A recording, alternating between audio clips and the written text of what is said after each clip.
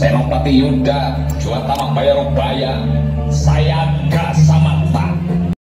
Juwatama Bayarubaya, senjanya ngaleun sumpah Pilapati sejak ulun kumaula katata melawan Sumedantara. Sadaya Senopati Yuda, Juwatama Bayarubaya, Sayaka Samanta. Ayulang kedalisan kas Sumedantara, sumpah Pilapati, sumpah ulun kumaula Sayaka. Kaulah Senopati Yuda,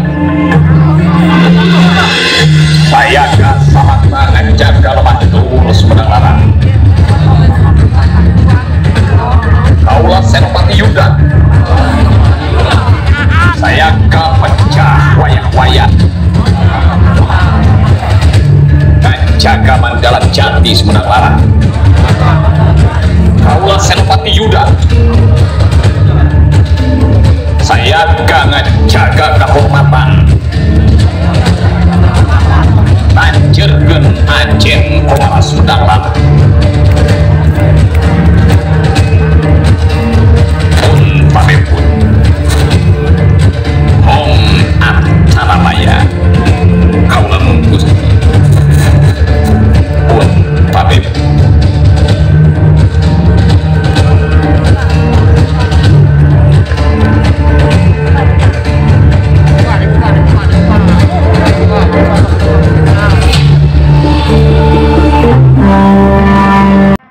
Pada masa pemerintahan Ratu Pucuk Umun dan Pangeran Santri Raja Sumedang Larang ke-9, pengaruh kekuatan Pajajaran sudah melemah di beberapa daerah termasuk Sumedang. Melemahnya Pajajaran akibat serangan pasukan gabungan Banten, Cirebon, dan Demak. Beberapa daerah dulunya kekuasaan Pajajaran sudah direbut oleh pasukan Surasawan Banten.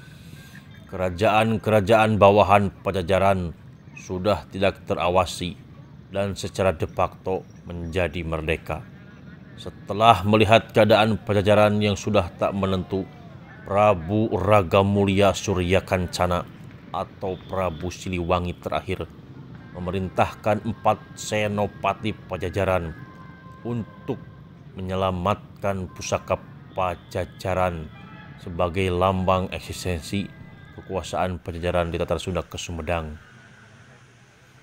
Berangkatlah 4 senopati Pajajaran yang menyamar sebagai Kandaga Lante bersama rakyat Pajajaran yang mengungsi. Di tengah perjalanan, rombongan dibagi dua. Rombongan pertama meneruskan perjalanan ke Sumedang dan rombongan lainnya menuju ke arah pantai selatan. Pada tahun 1578, tepatnya pada hari Jumat Legi, tanggal 22 April tahun 1578 Masehi atau bulan Syawal, bertepatan dengan Idul Fitri, di Keraton Kutamaya Sumedang Larang, Ratu Pucuk Umun dan Pangeran Santri menerima 4 Kandaga Lante. Mereka dipimpin oleh Sang Hyang Hawu atau Jaya Perkasa. Mereka adalah Batara Dipati Wiradijaya atau Nangganan, Sang Hyang Kondang Hapa, dan Batara Pancerbuana Terongpeot yang membawa pusaka Pajajaran, mahkota Binokasih. Mahkota tersebut kemudian diserahkan kepada penguasa Sumedang Larang. Pada masa itu pula, Pangeran Angkawijaya dinobatkan sebagai Raja Sumedang Larang dengan gelar Prabu Gesan Ulun sebagai Nalendra penerus kerajaan Sunda dan mewarisi daerah bekas wilayah Pajajaran sebagaimana dikemukakan dalam pustaka Kertabumi yang berbunyi Gesan Ulun Nyakrawati Mandalaning Pajajaran Kangus Pralaya ya tasirna ing bumi parahyangan ikang kedatuan Ratu Sumedang Haneng Kutamaya Ri Sumedang Mandala, yang dalam bahasa Indonesianya Gesan Ulun memerintah wilayah Pajajaran yang telah runtuh, yaitu sirna di bumi Parahyangan. Keraton Raja Sumedang ini terletak di Kutamaya dalam daerah Sumedang. Selanjutnya diberitakan Rakyan Samanteng Parahyangan Mangastungkara ring sira Pangeran Gesan Ulun atau para penguasa lain di Parahyangan merestui Pangeran Gesan Ulun. Nyakrawati biasanya digunakan kepada pemerintahan seorang raja yang merdeka dan cukup luas kekuasaannya. Dalam hal ini, istilah Nyakrawati maupun Samanta sebagai bawahan cukup layak dikenakan kepada Prabu Gesan Ulun. Hal ini terlihat dari luas daerah yang dikuasainya, dengan wilayahnya meliputi seluruh Pajajaran sesudah 1527 masa Prabu Surawisesa, dengan batas meliputi Sungai Cipamali atau daerah Brebes sekarang di sebelah timur, Sungai Cisadane di sebelah barat, Samudra Hindia sebelah selatan, dan Laut Jawa sebelah utara.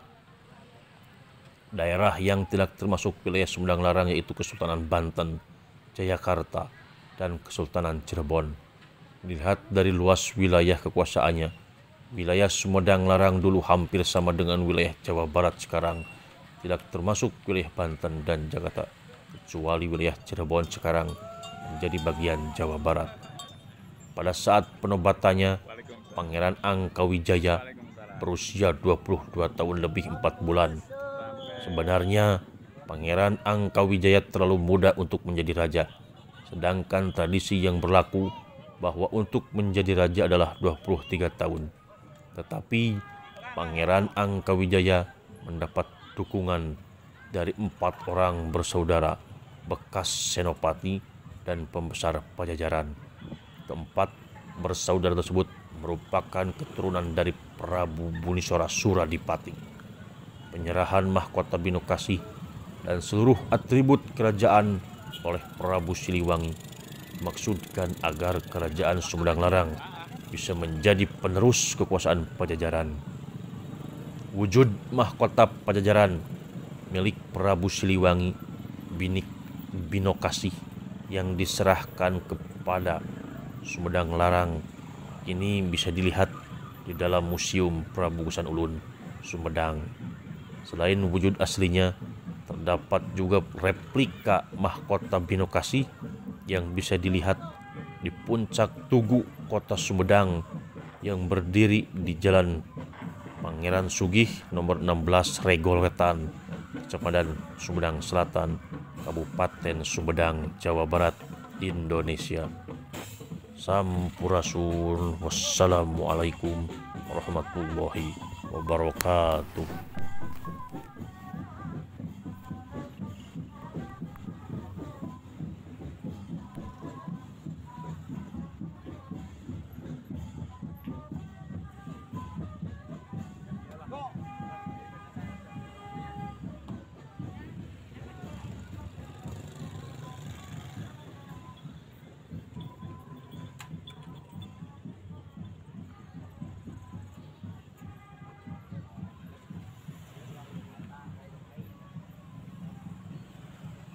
Di paling itu tank ayah 500 ya aduh.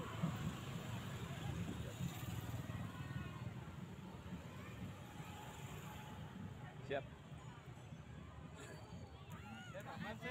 aman Di mana komunitas sudah kumpul semua. ayah 500 makan gitu Komunitas di Banten di mana-mana di depan. iya di depan oh gila ngagulung